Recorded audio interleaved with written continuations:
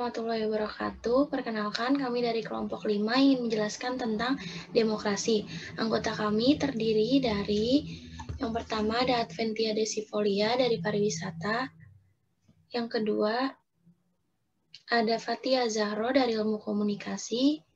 Yang ketiga ada Lilis Yunani dari ekonomi dan bisnis. Yang keempat ada Nadila Febrianti dari farmasi. Yang kelima ada saya sendiri, Sepia Putri dari ilmu komunikasi. Di sini kami akan menjelaskan tentang demokrasi. Yang pertama ada pengertian demokrasi. Yang kedua ada sejarah demokrasi. Yang ketiga ada bentuk demokrasi. Yang keempat ada perkembangan demokrasi. Pengertian demokrasi akan dijelaskan dengan Lilis. Pengertian demokrasi. Secara etimologis, demokrasi berasal dari kata Yunani, yaitu demokratia, yang terdiri dari dua kata, yaitu demos yang berarti rakyat dan kratos yang berarti kedaulatan atau pemerintahan. Secara harfiah, demokrasi berarti suatu bentuk pemerintahan di mana kekuasaan atau kedaulatan ada di tangan rakyat. Dengan kata lain, rakyat dilibatkan dalam setiap aspek kehidupan bermasyarakat, berbangsa, dan bernegara.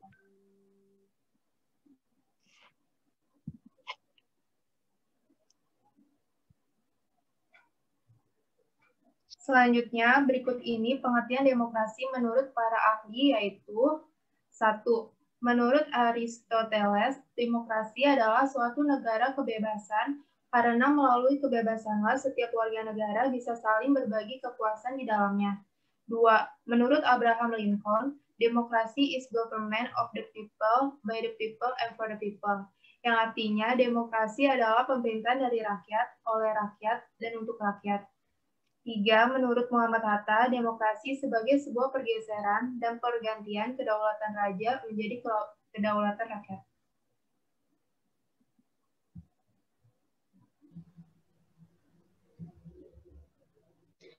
Selanjutnya ada sejarah demokrasi di Indonesia yang akan dijelaskan oleh Nadila.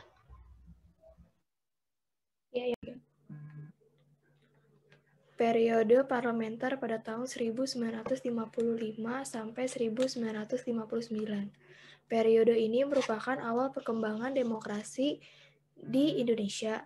Namun sayangnya demokrasi pada periode ini tidak mempunyai modal yang cukup, entah dalam teori, konsep, dan praktiknya.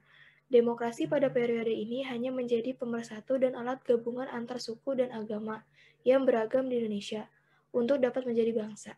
Namun, demokrasi parlementer ini ternyata kurang begitu cocok diterapkan di Indonesia karena prosesnya timbul banyak perpecahan politik dan partai-partai politik yang mendominasi terpecah belah, sehingga demokrasi parlementer ini digantikan menjadi demokrasi terpimpin. Yang kedua, ada periode demokrasi terpimpin atau Orde Lama pada tahun 1959 hingga 1965. Ciri-ciri demokrasi ini adalah dominasi politik presiden dan berkembangnya pengaruh komunis dan peranan tentara atau ABRI dalam panggung politik nasional. Penguasa kekuasaan politik, presiden pada saat itu terbukti melahirkan tindakan dan kebijakan yang menyimpang dari ketentuan Undang-Undang Dasar 1945. Misalnya, pada tahun 1960, Presiden Soekarno membubarkan Dewan Perwakilan Rakyat atau DPR, padahal dalam hal ini Presiden tidak memiliki wewenang. Namun sejak pada tahun 1959, diberlakukan dekret presiden, setelah itu banyak penyimpangan konstitusi oleh presiden atas dasar dominasi kekuatan politik presiden. Akhir dari sistem demokrasi terpimpin Soekarno yang berakibat pada perseteruan politik ideologis antara PKI dan TNI adalah peristiwa berdarah yang dikenal dengan Gerakan 30 September 1965 atau G30 SPKI. Yang ketiga ada periode demokrasi Pancasila atau Orde Baru pada tahun 1965 hingga 1998. Periode ini merupakan masa pemerintahan Presiden Soeharto yang disebut dengan masa Orde Baru. Sebutan Orde Baru merupakan kritik terhadap periode sebelumnya yaitu Orde Lama. Demokrasi Pancasila pada periode ini secara garis besar menawarkan 3 komponen demokrasi. Yang pertama ada menegakkan kembali asas-asas negara hukum, dan kepastian hukum, dan yang kedua ada mengutamakan kehidupan yang layak bagi semua warga negara, dan yang ketiga ada pengakuan dan perlindungan HAM, peradilan yang bebas dan tidak memihak. Namun ternyata tawaran-tawaran demokrasi Pancasila hanya retorika politik atau seni manipulatif belaka, sehingga terjadi ketidakdemokrasian penguasa Orde Baru. Dan yang terakhir ada periode pasca Orde Baru atau reformasi pada tahun 1998 hingga sekarang. Dalam periode ini, tuntutan-tuntutan rakyat mengenai pelaksanaan demokrasi dan HAM harus lebih berpendiri. Tuntutan ini berawal dari lengsernya Presiden Soeharto yang telah menjabat selama 30 tahun lamanya dengan demokrasi Pancasilanya. Dalam periode ini, cita-cita dari demokrasi yang mapan dan menjunjung tinggi HAM menjadi tantangan utama. Sehingga dalam periode ini banyak terjadinya perombakan baik secara aturan, fungsi, dan kebiasaan. Wacana demokrasi pada pasca Orde Baru atau era reformasi erat kaitannya dengan pemberdayaan masyarakat dan penegakan HAM secara sungguh-sungguh serta mengembalikan kedaulatan sesungguhnya kepada rakyat.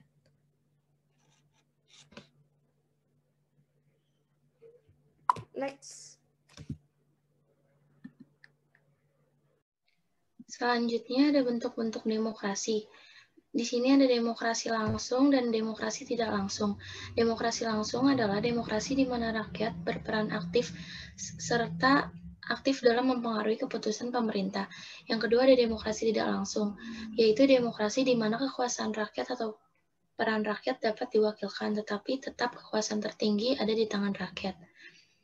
Ada demokrasi berdasarkan hubungan antar kelengkapan negara.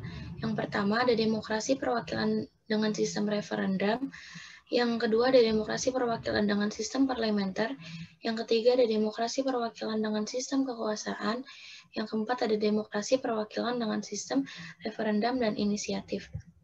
Ada macam-macam demokrasi, yaitu ada demokrasi liberal, adalah demokrasi yang mengedepankan ideologi atas kebebasan individu setiap warga negaranya.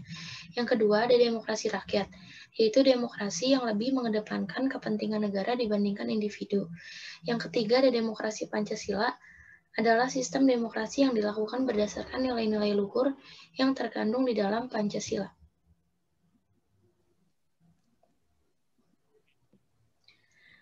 Selanjutnya ada perkembangan demokrasi yang akan dijelaskan oleh Adventia dan Fatia. Perkembangan demokrasi di Indonesia dapat dibagi dalam 4 bagian, yaitu yang pertama periode 1945 sampai 1959. Pada periode ini disebut revolusi kemerdekaan. Pada masa demokrasi parlementer yang menonjolkan demokrasi parlemen serta partai-partai. Pada masa ini, kelemahan demokrasi parlementer memberi peluang untuk dominasi partai-partai politik dan DPR.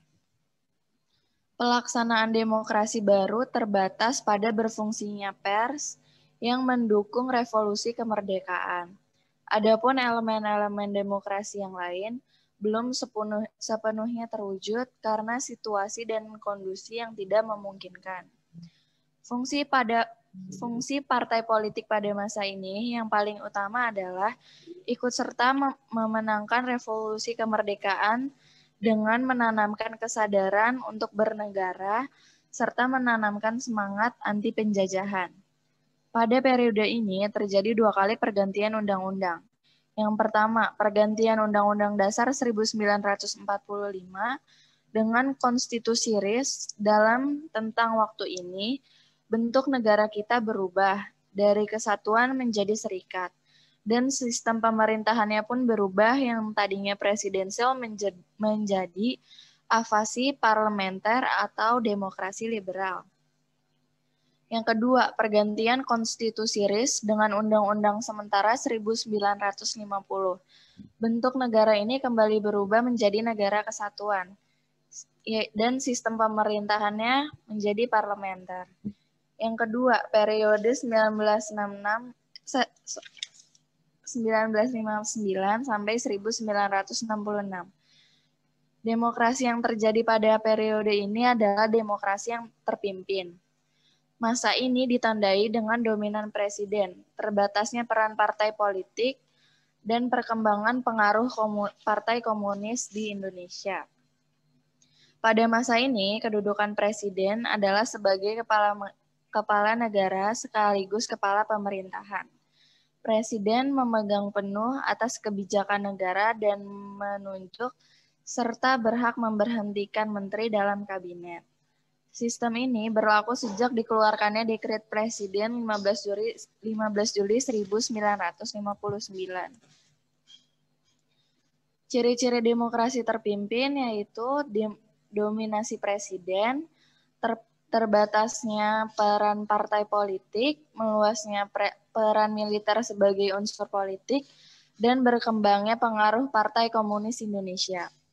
Pada periode ini menggunakan sistem presidensil, yaitu kedudukan presiden sebagai kepala negara dan kepala pemerintahan, dan para menteri bertanggung jawab kepada presiden.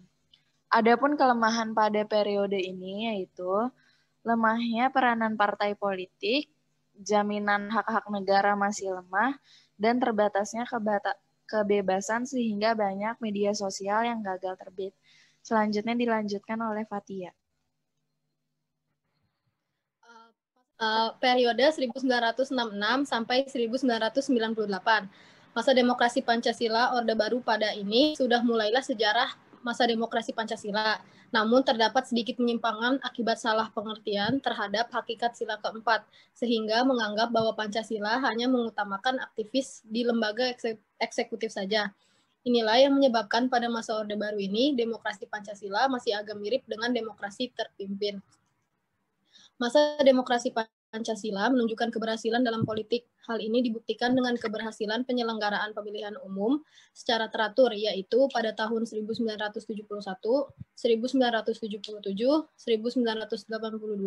1987, 1992, dan 1997. Adanya pemilu yang teratur memang merupakan tekad awal Orde Baru untuk membangun kembali demokrasi di Indonesia. Dan ini telah diatur dalam Undang-Undang tentang Pemilihan Umum tahun 1969, tepatnya 1 tahun setelah Jenderal Soeharto dilantik menjadi presiden. Nah, terus ada masa demokrasi Pancasila era 1998 sampai sekarang. Masa demokrasi Pancasila era reformasi inilah terjadi penyempurnaan dan peraturan yang dianggap tidak demokratis dengan meningkatkan peran lembaga-lembaga negara, menegaskan fungsi dan wewenang pemerintahan, dan pembagian kekuasaan lebih merata. Proses reformasi politik di Indonesia pasca jatuhnya Presiden Soeharto pada Mei 1998 telah membuka peluang bagi tumbuhnya nilai-nilai demokrasi dalam mewujudkan suatu pemerintahan yang baik. Proses reformasi itu terbagi dalam 2 fase, yaitu pertama ada transisi demokrasi, yang sebenarnya fase transisi ini adalah fase yang paling singkat, namun paling menentukan karena ketidakberhasilan suatu negara dalam proses demokratisasinya tergantung pada proses transisi demokrasi. Tumbangnya Orde Baru telah membuka peluang terjadinya reformasi politik dan proses demokratisasi di Indonesia. Pengalaman pada masa Orde Baru juga telah membuat Indonesia menyadari bahwa demokrasi penting bagi tumbuhnya kesejahteraan rakyat.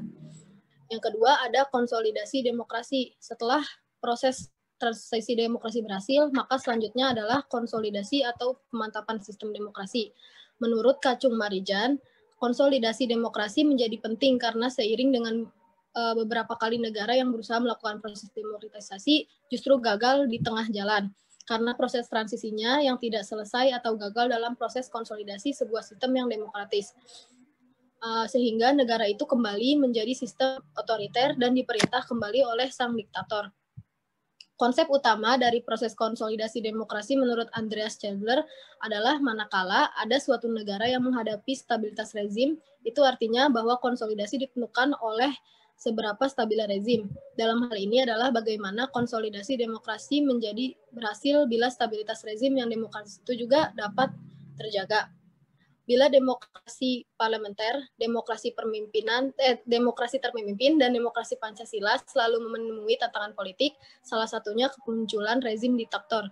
Maka di era reformasi ini, sektor ekonomi yang menjadi tantangan bagi proses konsolidasi demokrasi Indonesia sekaligus menentukan kemanakah arah demokrasi Indonesia pasca reformasi. Apakah seperti yang akan dicita-citakan oleh para founding fathers bangsa Indonesia atau mungkin ke arah lainnya. Segitu saja yang kami dapat sampaikan. Kurang lebihnya mohon maaf. Wassalamualaikum warahmatullahi wabarakatuh.